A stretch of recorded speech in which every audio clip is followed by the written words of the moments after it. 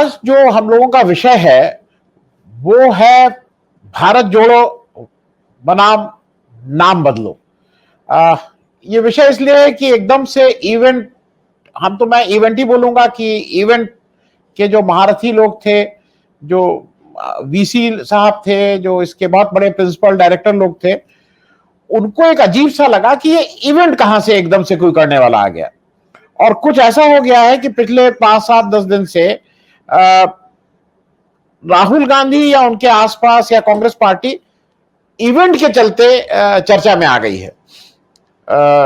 हमारा जो मीडिया है वो दिल पे पत्थर रख के कन्याकुमारी गया, भाषा तो वैसे ही यूज करने की कोशिश कर रहे हैं कि भाई 2014 का क्या क्या होगा, 2024 का माफ कीजिएगा, लेकिन ये सब इवेंट ही है। अब देखने वाली बात यह है कि राहुल गांधी के इवेंट और जो हमारे भाजपा या मोदी जी जो इवेंट कर रहे हैं उसमें एक फर्क है। एक फर्क यह है कि यहां पे एक व्यक्ति और एक संस्था, अगर उसको पार्टी बोलने, एक संस्था का एक व्यक्तिगत प्रयास है।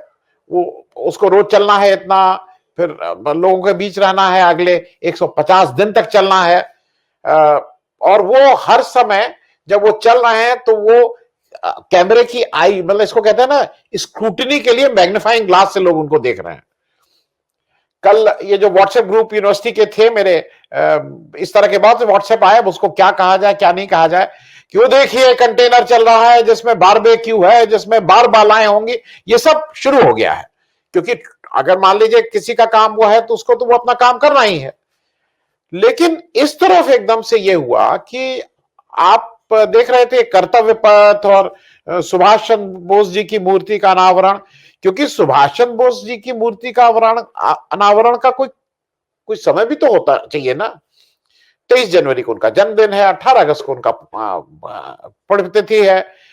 ये 8 सितंबर को एकदम से क्या हो गया कि सब लोग जग गए, और वो मतलब मुझे ऐसा बार बार ये लग रहा है कि कहीं ना कहीं एक मन में एक गुस्सा कह लीजिए, दुख कह लीजिए, ये जरूर है कि मेरी टेरिटरी जिसपे मेरा एकाधिकार था, जिसपे 8 वर्षों से किसी की हिम्मत नहीं हुई थी उसको चैलेंज करने की, उसमें एक व्यक्ति आके ना केवल चैलेंज कर रहा है बल्कि जिसको कहते हैं वो दूसरे को स्पेस नहीं दे रहा है। सबसे पहले मैं इसीलिए हमारे साथ जो प्राध्यापक है, हमारे जो प्रोफेसर साहब हैं, जो गुरुजन हैं, मैं चर्चा इसलिए उनसे शुरू कर रहा हूं क्योंकि पहले आंसर से पहले थोड़ा वो प्रश्न भी हमें बताएं कि ये जो भारत जोड़ो वर्सेस नाम बदलो की बात हो रही है, ये क्या 150 दिन तक चलती रहेगी या ये 224 तक का एजेंडा धीरे धीरे सेट हो रहा है? क्योंकि आज तो एकदम से ये इवेंट पिछले 2 दिन में तय हुआ, और ये हुआ कि नहीं राजपथ पे कुछ बड़ा किया जाए जिससे लोगों को माफ कीजिएगा, राजपथ नहीं, कर्तव्य पथ पर कुछ किया जाए जिससे लोगों को थोड़ा ध्यान तो वहां से हटे। प्रोफेसर एसएस शशि सिंह साहब, मैं आपसे ही शुरू कर रहा हूं, आप थोड़ा हम लोगों को बताएं और फिर हम एजेंडा सेट करें इस पूरी बात का। देखिए, पहली बात तो ये है कि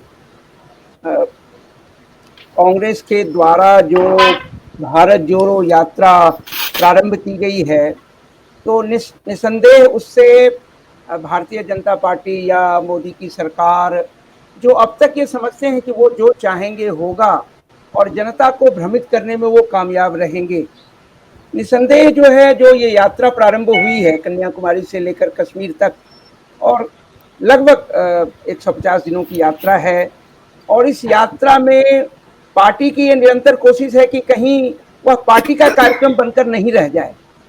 पहली कोशिश है कि वो मात्र पार्टी का कार्यक्रम नहीं हो, और दूसरी ओर जो भारत के विभिन्न सिविल सोसाइटीज, नागरिक समाज संगठन, जिन्हें ये चिंता सता रही है कि भारत में जो कुछ भी घटित हो रहा है वो भारत की आंतरिक एकता को नष्ट करने वाला है।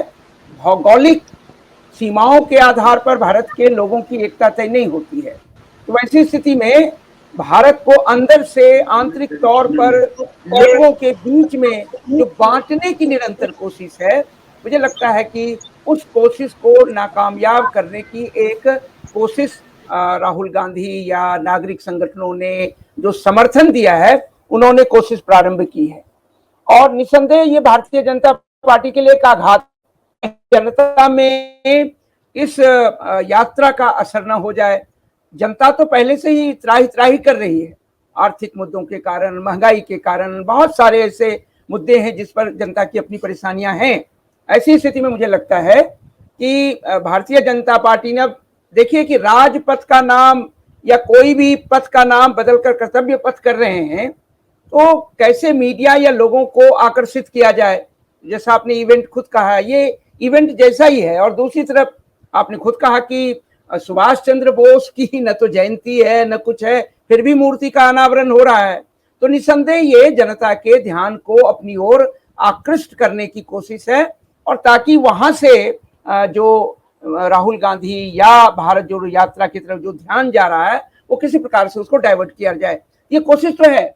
मोदी जी इस कार्य में बहुत माहिर भी हैं, कुशल हैं, वो अक्सर ऐसा करते हैं और अपने को समझते हैं कि वो he is a very good event manager. तो ये कोशिश उनकी है। लेकिन मेरा एक सिर्फ चलते चलते ये कहना है, कर्तव्य पथ के नाम पर वो क्या अधिकार को छीनकर, नागरिकों के अधिकार को छीनकर कर्तव्य की बात करना, अधिकार है तो कर्तव्य होगा। अब देखिएगा संविधान ने भी अधिकारों को फंडामेंटल राइट्स में, मौलिक अधिकारों में, और उसको न्यायोचित माना है। उसका अतिक्रमण होगा तो न्यायपालिका उसकी रक्षा करेगी। जो ड्यूटीज जोड़े गए हैं 51A में, वो नागरिकों की इच्छा पे है, वो जस्टिसेबल नहीं है, न्यायोचित नहीं है। तो कर्तव्य से कहीं ना कहीं कर्तव्य पथ की बात करना, तो जो एक सामान्यतः हम पॉलिटिकल साइंस में ये पढ़ाने की कोशिश करते हैं कि जो भी अधिनायकवादी व्यवस्था होती है वहां अधिकार की जगह कर्तव्य पर जोर दिया जाता है, तो इस तरह आज्ञाकारिता का भाव विकसित किया जाता है। ये सारी कोशिशें वही हैं। मुझे लगता है कि जनता इसको समझेगी, और निसंदेह जो प्रयास हुआ है और नागरिक समाज खुलकर इसके समर्थन में आया है, उन्हें लगता है कि शायद ये एक अवसर है जहां भाजपा या मोदी सरकार की नीतियां अंदर से भारतीय समाज को बांटने की कोशिश कर रही है। शायद इसे एक करने में, उसके विकल्प के रूप में भारत को जोड़ने में इसकी कामयाबी मिलेगी। मुझे लगता है कि ये कोशिश मोदी या भारतीय जनता पार्टी की है। एक तो ये कि अभी, क्योंकि मुझे ऐसा लगा ये पीएम श्री योजना एकदम से कल मोदी जी ने कल ट्वीट किया और कहा कि ये देश में चमत्कार कर देगी और क्या क्या कर देगी, और मुझे फिर ऐसा लग रहा है कि ये हड़बड़ाहट थी, क्योंकि ये पूरी बात 1 फरवरी 2021 की बजट स्पीच में है ऑलरेडी, जो बार बार चल रहा है। अब तो पोल खुल गई, सबको पता है। तो क्या मतलब ये हड़बड़ाहट में ये पीएम श्री योजना की बात कर रहे हैं, और वो योजना पे अब हो क्या गया है कि उस पर लोग बातचीत शुरू कर दिए हैं। वो योजना अपने में, उसमें कई समस्याएं हैं। तो मैं जो आपसे जो बेसिक बात ये पूछना चाह रहा हूं कि ये हड़बड़ाहट में इस तरह के अनाउंसमेंट भी करना शुरू करेंगे जिसका कोई सिर पैर नहीं है, प्रोफेसर साहब? आनंद भाई, पहली बात तो ये है, मोदी जी की जितनी घोषणाएं होती हैं, आप विगत 8-9 सालों में उन घोषणाओं का अध्ययन कर लें, सारी घोषणाएं हड़बड़ाहट और जल्दीबाजी में की गई हैं, बिना किसी योजना के की गई है। चाहे डिमोनेटाइजेशन हो, चाहे अन्य योजनाएं हो, चाहे पेंडेमिक के दौरान जो है जिस प्रकार से लॉकडाउन किया गया हो, ये तो वो इसी प्रकार से करते हैं, और सीधे सीधे किसी प्रकार से एक जनता को, उसके ध्यान को आकृष्ट करने के लिए करते हैं। और अंत में पाया जाता है कि उनकी तमाम ऐसी योजनाएं फ्लॉप होती हैं। ये अलग बात है कि सरकार के और मोदी जी के गुणगान करने वाले लोग हैं, तो वो चर्चा किसी प्रकार से जनता में, सोशल मीडिया, आईटी सेल उनका काम करता रहता है, लेकिन एक भी योजना उनकी सफल नहीं हुई है। आप डिमोनेटाइजेशन से उठा लीजिए, कितना काला धन आया, कितना काला धन की वापसी हो गई, और सच्चाई ये है कि काला धन की वहां जो संख्या है या जो उसका अमाउंट है वो तो बढ़ गया है। तो मोदी जी इस बात को जानते हैं, और इसीलिए वो हड़बड़ाहट में, जल्दीबाजी में वो इस प्रकार की घोषणाएं भी करते हैं, और वो जानते हैं कि फिर कुछ ही दिनों के बाद उन्हें एक नई घोषणा करनी है, नए प्रकार की घोषणा करके फिर जनता का ध्यान आकृष्ट करेंगे। जनता की हो सकता है कि मेमोरी पावर बहुत कमजोर है, और समाज को उन्होंने जिस प्रकार से कमजोर कर रखा है, तमाम ऐसे मुद्दों की ओर वो ध्यान खींच लेते हैं। तो ये ऐसे में मुझे लगता है कि योजना तो वही है वो, लेकिन ये भी सच है, मैं इसमें यह कहना चाहता हूं कि मोदी जी जिस तरह से हर बार अपना आकलन करते हैं और हड़बड़ाहट में और जल्दीबाजी में घोषणा करते हैं, कोई आवश्यक नहीं है कि उसका परिणाम जनता में उसी रूप में हर बार उतना ही होगा। जनता भी धीरे धीरे इन बातों को तो समझ रही है। जनता की कठिनाई क्या है कि जनतंत्र में अगर उन्हें एक मजबूत विकल्प नहीं दिखता है तो कई बार वो ये तय नहीं कर पाते हैं कि इनको तो वोट नहीं देंगे, लेकिन वोट देंगे किसे। मुझे लगता है कि अगर इस प्रकार का कोई विकल्प बनता है तो मोदी जी जो भी घोषणाएं कर रहे हैं, जिस प्रकार से भी जनता को भ्रमित करने की कोशिश कर रहे हैं, और जनता भी इस बात को समझती है, आम जनता से आप जाकर के बातचीत कीजिए, बताएं अरे मोदी जी तो इसी प्रकार से घोषणा करते हैं, है ना, पहले क्या निकला, उसके बाद क्या निकला, आगे क्या निकलेगा। तो ये भी तय है। लेकिन इतना भी तय है कि दो स्तर पर देखिए विपक्षी पार्टियों का काम चल रहा है। मान लिया लगातार कुछ नेता आपस में बातचीत करके एक विकल्प की कोशिश कर रहे हैं कि भाजपा के विरुद्ध एक गैर भाजपावाद जैसा कोई चीज बन पाए। और दूसरी तरफ जो राहुल गांधी या कांग्रेस पार्टी कर रही है, उनके सीधे सीधे दो मकसद हैं। एक मकसद है सीधे सीधे कांग्रेस में, आप देख रहे हैं कुछ नेता किस प्रकार से दल को त्याग करके और कुछ आरोप लगा करके चले जाते हैं, यद्यपि वो सारे आधारहीन लीडर हैं, उनका अपना कोई पॉलिटिकल बेस रहा नहीं है, फुनगी की राजनीति करते रहे और इस प्रकार से पैरासाइट पॉलिटिक्स उनकी चलती रही है।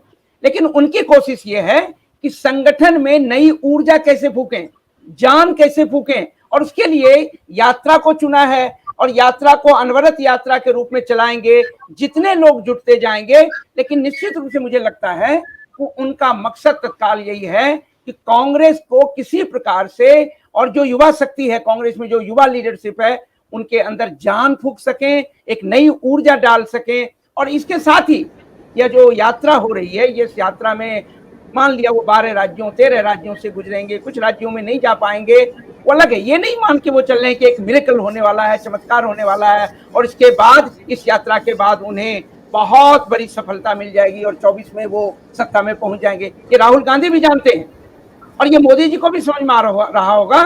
लेकिन ये भी तय है, मोदी जी को एक भय तो सता ही रहा है कि क्या पता 24 में इस प्रकार के प्रयासों के कारण अगर कोई ऐसा माहौल बना, क्योंकि जनता में उनके प्रति निरंतर विश्वास कम होता जा रहा है। जो उनकी आर्थिक नीतियां हैं, जिन प्रकार के नीतियों से जनता का जनजीवन प्रभावित होता है और जिस प्रकार से पैसे के बल पर राजनीति और वो सौदागरी कर रहे हैं, एमएलए को किस प्रकार से खरीदते हैं, तो जनता में तो विश्वास कम हुआ है। लेकिन जनता को विकल्प तो चाहिए, ताकि जनतंत्र में बिना विकल्प के राजनीति नहीं होगी, वोट किसे डालना है। तो इसलिए मुझे लगता है कि कांग्रेस ने सही समय भी चुना है और सही रास्ता भी चुना है। ऐसे भी भारत में पदयात्रा, गांधी की जो पदयात्रा थी पूरे देश में, और गांधी ने पदयात्रा से लोगों के मन में और जो जनविश्वास, दांडी मार्च को याद कीजिए, जो विश्वास पैदा किया। तो मैं नहीं कह रहा हूं कि राहुल गांधी गांधी हैं, नहीं है, बिल्कुल नहीं है।